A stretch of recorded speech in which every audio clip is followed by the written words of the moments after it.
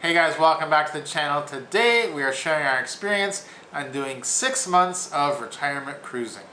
Yeah, so we do obviously a lot of cruising. We love cruising, and we took a look at the year before. This was 2022, looked at what we did for our cruises, and we thought, we went to a lot of the same ports over and over, and pretty much every cruise left from the same port. We thought, why don't we try to mix it up and do a little bit of a retirement cruising. So we put together a schedule, a very hectic 8-month or 8 cruise schedule for those 6 months. Try to pack in as much as we could and tried to, kind of venture off to some different ports that we had never sailed out of before. So we started the year out in January, actually about a year ago now. Started out the year in Long Beach, California. We went out to see our daughter who lives in LA, and we thought, well, this is the perfect springboard to go ahead and take the first cruise. So right off in January, started out on the Carnival Radiance. So this was our first time leaving from Long Beach. Yeah, we really enjoyed that port to leave from. It was very easy compared to some of the Florida ones. It seemed like it was quicker to get into and to get out of. And the going to the ports in Mexico, I didn't really think it was going to be a great deal, a lot of fun, but Ensenada was great. I really liked that one. It really was. It was actually, I'd heard a lot about it, and it's one of the few places of those port type cities that we hadn't been to because it's on the other coast. So Ensenada was actually a really cool cruise port. There was so much to do. We actually ran out of time before we ran out of things to do. And if you haven't watched a lot of these ports and things we're talking about, we've done videos for individually here on this channel, so make sure you check that out. So from the Carnival Radiance, then what was our next cruise? The next cruise was we made our way by train over to the east side of the country, and that was a great trip. But we then hopped on the Celebrity Constellation for a 10-night cruise, and we took my parents along with us. That's right, and this was from Tampa. So again, kind of mixing it up a little bit, trying to get away from just only leaving from Fort Lauderdale or Miami. This one was from Tampa, and it was actually pretty interesting cruise port. It was such an easy, quick process because it's not a huge port there, so it was pretty quick and easy just to check in and get right onto the ship, right? Yeah, we checked right on, parked pretty close, got right on there, and we're ready to go right away. The cruise, being that it was a little bit longer and leaving from Tampa, was really cool because we got to see a different side. Usually we sail out of Miami and you feel like you see that same South Beach sail away every time. This one was different, getting to sail under the big bridge. I know everyone was taking pictures of that. But then we also, because it was 10 days, got to see some ports that were really cool, and we really enjoyed, like Cartagena. That's right. We really loved, the reason mainly why we picked this one is A, it was leaving from Tampa, and B, it was going to some really cool places down in Central and South America. And so it was really nice to go to some different places. A few of these countries we had been to before, but to different parts of those countries. And like you said, Cartagena, Colombia was one of the really cool ones that we hadn't been to. We'd been to many other several other cities in Colombia, but not to Cartagena, and it was really cool. The sailing in there was absolutely gorgeous. And then when we were sailing out, the sun was setting on that little island, and you could get some beautiful pictures. But we went to Costa Rica and Panama, so there were actually some really cool ports. So we were looking pretty good so far on the Celebrity Constellation. We got to check off a lot of really new kind of cool ports, and we got to leave from a different port. Yeah, and that's one of the things that's great about saying to yourself, I'm going to set aside 6 months and just do cruising, is that time is not a constraint. So often you're like, well, I can only do a 7-day or a 5-day. And you set aside a lot of time to say, we're just going to cruise. You can do a 10-day, you can do a 20-day, you can do whatever days you want. And when you get into those longer cruises, you do get into some different ports that you don't normally get to do, and you can leave from some unique places, which is what we did next, because from Tampa, then we took the train all the way up to New York City, And so we're making our way around the country by train and then taking cruises here. And we got to do the NCL Gem sailing away from New York City.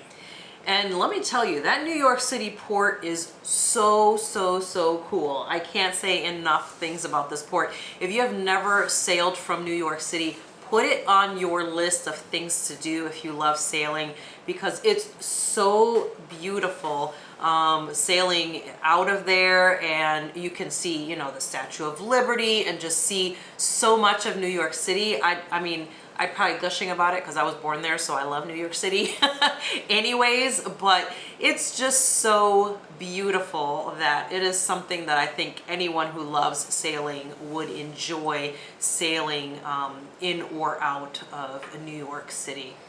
Yeah, and we did get to go to some cool places on that cruise. We went to Dominican Republic, went to Puerto Plata, and had a great time there. Some other Caribbean ones that we really hadn't been to before. So it was a good cruise. Again, it was a longer cruise. So from New York, it took a little while to get down there, all the way back up. And we really enjoyed everywhere that we went on that cruise. Yeah, that's right. And then from New York, we decided let's go right back to Florida. So we went all the way back down and did a couple of them from there. So these were all back to back, these next few. So we tried to keep the ports close together so we didn't have to go too far between them. But the next one was Oasis of the Seas with Royal Caribbean. And this was actually a really fun cruise. Royal Caribbean's ships are just so much fun. They're like little floating cities. They're so gigantic. That's kind of their trademark, is they have these ginormous ships. But the Oasis of the Seas was really cool. It had a lot of fun things available, and we had some fun on there.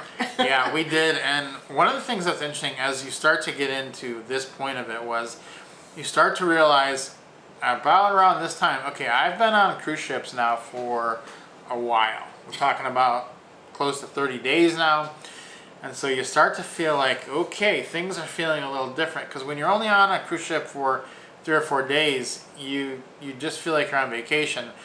Now it starts to feel like you're living on it. And so you start to think about things like, well, I want to watch some TV that's going on. I know at that point it was April, the NBA playoffs were going on, and people were talking about that, and so we were watching a lot of that on there. And Oasis of the Seas was a great ship, kind of like an oasis, for lack of a better term, because Oasis of the Seas felt like home because the internet was good, the TV, you had ESPN, you had ESPN2, you actually had more sports channels on Oasis of the Seas than I normally have wherever we are. So it was almost like a treat being on there, because it was kind of like a regroup. All right, I can get caught up on everything that's been happening in the world, because when you're on a cruise and you don't have great internet or really any good TV, you can kind of get off a cruise and be like, okay, what happened in the world? I don't know what happened.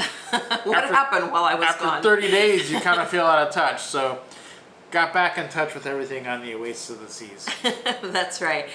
So we definitely enjoyed that one. And then from there, we got back and the same day hopped onto the Disney Dream. So we went from the Oasis, lots of families, lots of kids, lots of fun. And then we went for a lot more kids by hopping on the Disney Dream, but we wanted to try it out. We got an opportunity to try out a really unique balcony cabin, the aft balcony cabin on this one. So that was something that we, kind of have had on our list of things we've wanted to experience.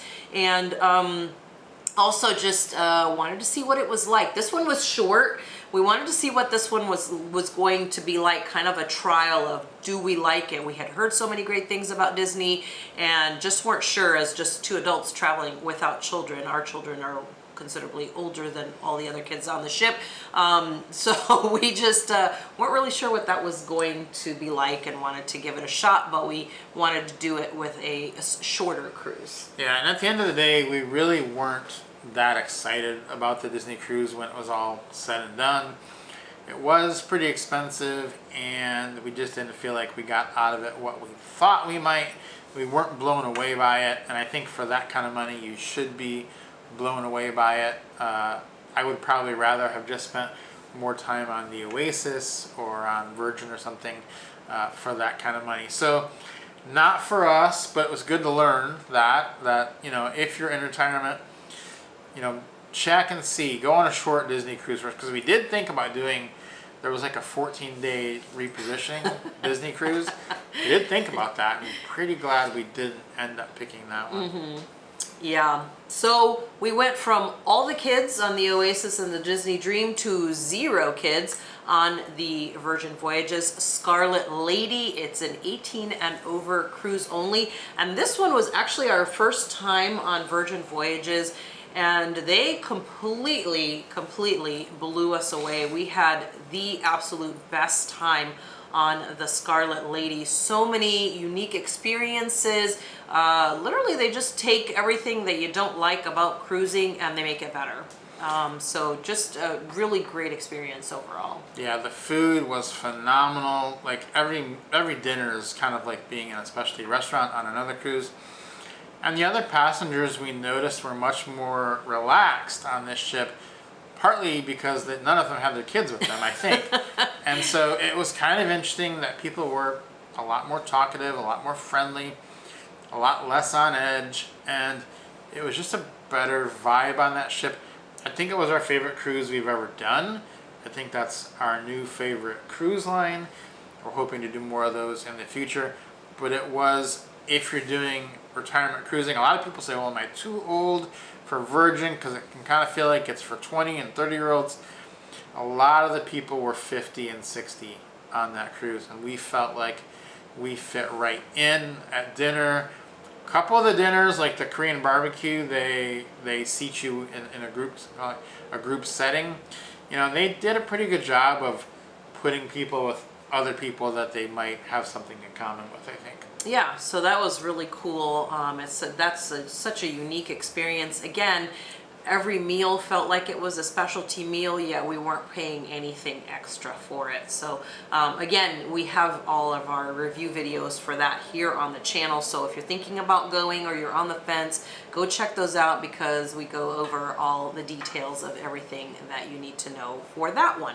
So from the Scarlet Lady, we got back to Miami, and then this time we got in a car because we were just headed to Fort Lauderdale and hopping on Holland America, the Zwieterdam, and we were going to do a transatlantic on it from Fort Lauderdale to Rotterdam, Netherlands.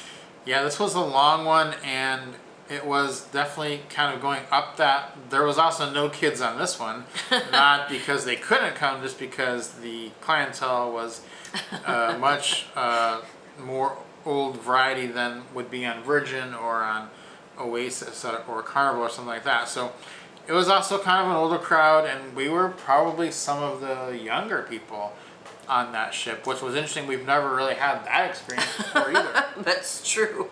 Yeah, it was kind of odd that as 50-year-olds we're walking around and we're some of the younger people on there. It was really quite an interesting experience. We did hit some unique ports there in Ireland and in the UK. It was really quite interesting doing this. We've done several transatlantics before. This one was really interesting just because of the clientele on the ship. So the activities were really different, meal times were really different, and just all of the things that are available at different times. So something definitely to keep in mind. Yeah, we did end up porting in Le Havre, France on this one, though. We got to go see Normandy, which was really cool. This was not our favorite cruise, though. It was kind of like too far in that direction for us. We realized we weren't quite ready for that yet at the stage of our life. So we really weren't down on the Disney level. We weren't on the Holland America level. We are kind of more in that Virgin Royal Caribbean level still, probably for us. So from there, we went to Barcelona, met up with some friends, and hopped on the Carnival Venezia for the inaugural cruise, which was absolutely wonderful. Oh my goodness, we had so much fun on this one. So this is the first ship that was introduced of the Carnival Italian style sailing situation, where they basically transformed the Costa ships that they already own into ships for the mostly U.S. market. And so that was really interesting. It was very intriguing the way that they did that and incorporated all the Carnival brand things into the ship. They did change some things, like some of the restaurants have a little bit more of an Italian twist to them than the original, just some things like that, and just just what activities that they had available. Of course, the ships were laid out in a little bit different way, again, because originally these were ships that were servicing a completely different group of people. So we had a great experience on this ship. Plus, we also had the opportunity to upgrade for not much to the special terrazza cabins on there too, and that was absolutely incredible experience also. Yeah, we didn't think we would like it. When we got the upgrade offer, we were like, well, We were like, I don't know if we want to do that. We might just like our balcony. At the end of the day, we were really happy we did do the upgrade, because we really did enjoy, surprisingly, the Terrazza Cabana. So do recommend that if you're going on there, but we did that. Now, this ended up being a lot of cruises in a row. It was, yes. This was we did the last 5, we did back to back to back. So I think, that was the part that kind of drew us in, was let's put as many of these together so we kind of get that, retiring on a cruise ship feel. And I think, one of the things, and Rob touched on it earlier, was the, being out of touch with things that are happening. We're big sports fans, so that's one of the things that, we kind of missed out on. Not so much the news, but more for us, like live sporting events that you could watch.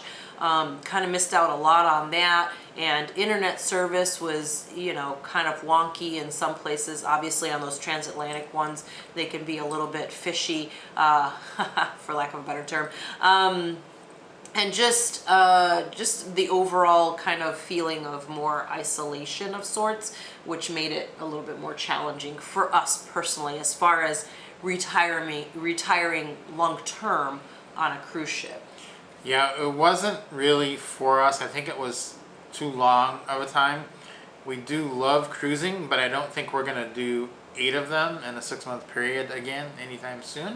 I think we're going to stick to more 2 or 3 every 6 months, and that would be a much more enjoyable time, because you can kind of be looking forward to it, as far as like just kind of dreading the things about the next cruise that are going to be there, because there are definitely some downsides to cruising.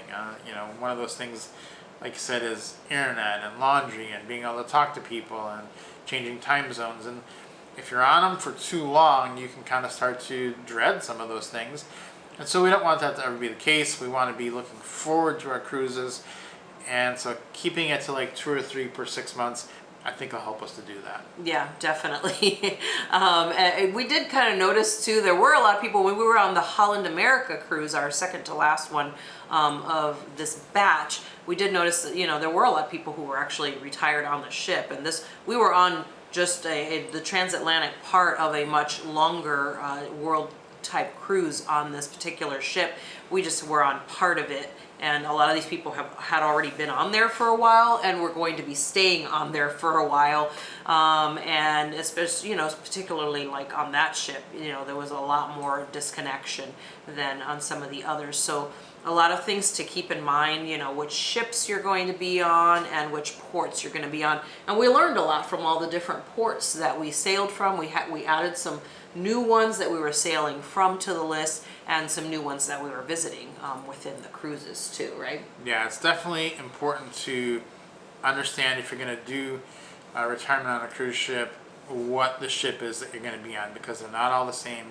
They're not all going to have the same comforts, and that can go a long way towards making you happy or not over a long period of time.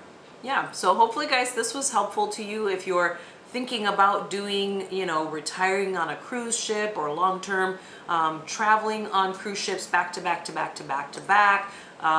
This is definitely some things to keep in mind.